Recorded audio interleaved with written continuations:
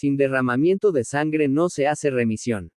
Continuando con la exposición de la porción de esta semana, quiero hacer observaciones a algunas cuestiones que aparecen muchas veces tergiversadas. Ciertos pasajes que consideramos se han malentendido a lo largo de mucho tiempo.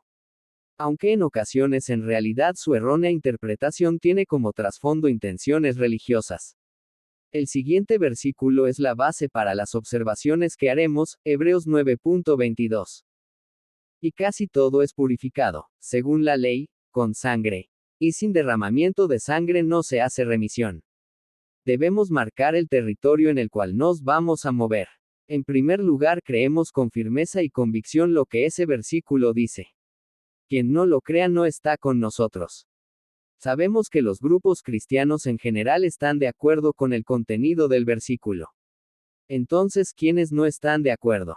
En principio nuestros detractores, aquellos que se oponen a la obra expiatoria de Yeshua en la cruz, aquellos que no creen en la facultad de su sangre para limpiarnos de todo pecado.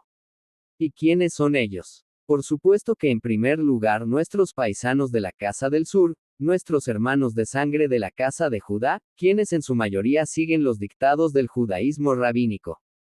Por supuesto que la casa de Judá tiene miles de creyentes en Yeshua, pero sabemos bien que aún no ha sido descorrido el velo sobre la casa de Judá para que todos crean en Yeshua como el Mesías prometido. Pues bien, expongamos entonces los argumentos de aquellos que teniendo la Torá no creen en Yeshua. Nosotros decimos que es la sangre de Yeshua la cual hace remisión de nuestros pecados. Si acaso alguien tiene dudas con respecto a la palabra remisión empleada en castellano, le podemos decir que la palabra griega original en el texto es aphesis, Strong 859 aphesis, lo cual significa liberación, perdón completo. Bien, veamos ahora textos empleados por judíos rabínicos buscando invalidar esto. Proverbios 10.2, los tesoros de maldad no serán de provecho, mas la justicia libra de muerte. En una primera aproximación en castellano veríamos que a partir del proverbio citado, la justicia actuada por la persona sería un canal adecuado para verse librado de la muerte. Sabemos muy bien que el pecado tiene como consecuencia la muerte de la persona, espiritual y por supuesto con consecuencias en lo físico. Siguiendo estos razonamientos, la persona que obra actos de justicia vería de esa forma su ser espiritual librado de las consecuencias de los pecados que ha cometido y de esa forma la justicia actuaría perdonando sus pecados. ¿Verdad que el razonamiento parece correcto? Pero solo es una apariencia. En primer lugar, debemos observar que el ser humano está compuesto por cuerpo, alma y espíritu. Y es de la interacción de ellos se produce ese milagro que llamamos vida. Sabemos que el espíritu es esa parte que regresa al Creador cuando la vida concluye. Sabemos que el cuerpo vuelve a la tierra de donde ha salido. Y sabemos también que el alma duerme hasta la resurrección con Yeshua en algunos casos y hasta el juicio en otros. Sabemos asimismo que el alma también puede morir. Y cuando ocurre la muerte del alma.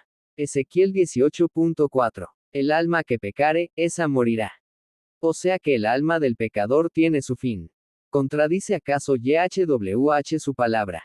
Por supuesto que no, pues el versículo de Proverbios no dice que el alma del pecador se verá librada a partir de obras de justicia que hiciere, sino que el versículo se refiere a que la vida se ve prolongada a partir de obras de justicia llevadas adelante por la persona, similares a las llamadas obras de caridad. Pensemos por un instante en el mandamiento de Éxodo 20.12, el cual contiene una promesa a partir de su cumplimiento. Honra a tu padre y a tu madre, para que tus días se alarguen en la tierra. El pasaje transcripto de Proverbios no se refiere a invalidar la obra expiatoria de la sangre de Yeshua, sino a que una persona que ejecuta obras de justicia verá sus días sobre la tierra prolongados.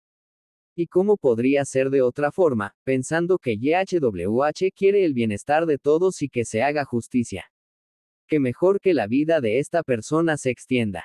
Veamos Proverbios 16.6. Con misericordia y verdad se repara el pecado. Hemos empleado para esta traducción la versión Nácar, Colunga de la Biblia, por considerarla la más acertada en cuanto a las expresiones en castellano. Pero luego la ajustaremos a una versión más literal en cuanto al hebreo.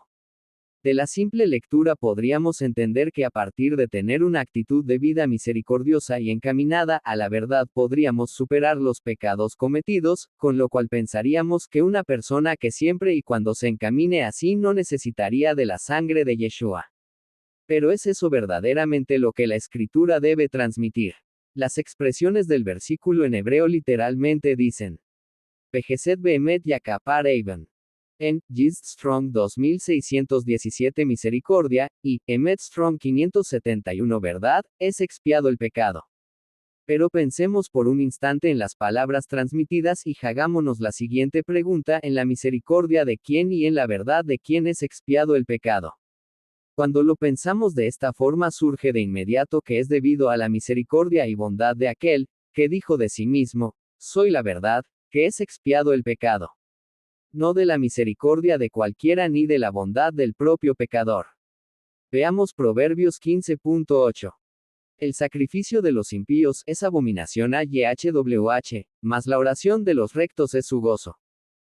Este versículo resulta muy interesante pues representa el típico argumento usado como excusa. Si bien estamos acostumbrados a que desde el cristianismo sean empleados versículos como excusa para justificar cualquier cosa, es importante ver que el judaísmo rabínico también adolece de ello. Partamos de una base: tenemos allí dos oraciones coordinadas. Dos sentencias que podrían estar separadas pero que han sido unidas porque se está hablando de un mismo tema. Preguntémonos entonces cuál es el tema que las une. ¿El tema de unión es acaso indicar que no es necesario el sacrificio de la sangre expiatoria y que éste puede ser reemplazado por las oraciones? Esa es la respuesta del judaísmo rabínico. ¿Y por qué dicen esto?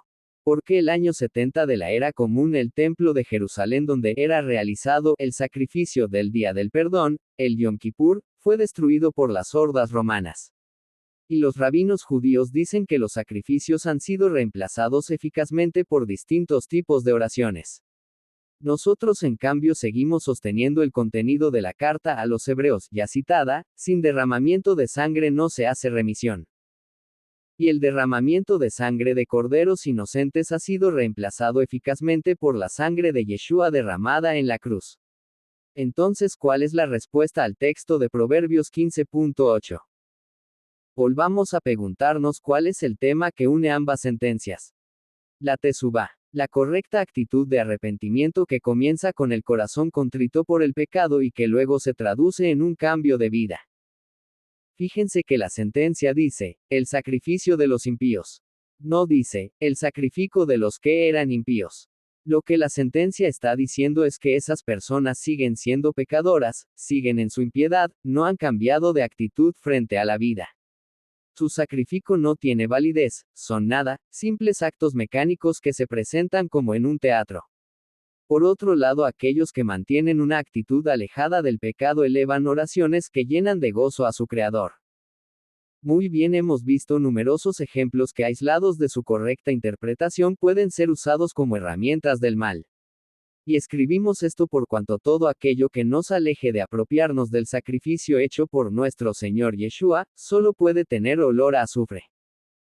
Como escribimos antes, declaramos coincidir plenamente con el siguiente pasaje, Hebreos 9:22 de la mañana: sin derramamiento de sangre no se hace expiación. Ahora bien, en la misma carta a los Hebreos encontramos el siguiente pasaje, Hebreos 10:5, por lo cual, entrando en el mundo dice: sacrificio y ofrenda no quisiste, mas me preparaste cuerpo. El versículo que la carta está citando hace referencia a algún pasaje de las Escrituras. Pues bien, ¿a qué pasaje hace referencia? Si una persona sigue la referencia que dan las Biblias, encontrará que el pasaje refiere a los Salmos, específicamente al número 40 versículo 6, pero apenas se lo lee se notará una diferencia: sacrificio y ofrenda no te agrada. Has abierto mis oídos. Aquellos que rechazan a Yeshua como el Mesías de Israel utilizan este pasaje para demostrar la supuesta inconsistencia del Nuevo Testamento. ¿Es esto así? Por supuesto que no. Lo único que los rabinos demuestran con esto es la inconsistencia de su pensamiento y el hecho de que no tienen empacho en mentir en forma descarada a quienes no están preparados para debatir con ellos. Y escribimos con esta dureza porque sabemos que siempre existirán hermanos que, confundiendo el consejo de los apóstoles de escuchar a los rabinos cuando se sientan en la cátedra de Moisés, aceptan cualquier estupidez salida de la boca de una persona con barba y talit. Son muy ciertas las palabras de Jeremías cuando proféticamente les dijo, 8.8. Como decís, nosotros somos sabios, y la ley de YHWH está con nosotros. Ciertamente la ha cambiado en mentira la pluma mentirosa de los escribas.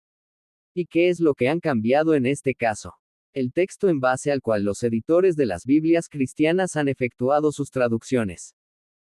Ya hemos explicado en otras ocasiones que el judaísmo rabínico, frente al incremento del mundo cristiano y al hecho de que era el griego la lengua común en el Imperio Romano, optó por cambiar parte del texto de las escrituras en la llamada versión masorética, la cual cambia o reemplaza parte de las escrituras que sí permanecen en su forma original en la versión griega llamada Septuaginta.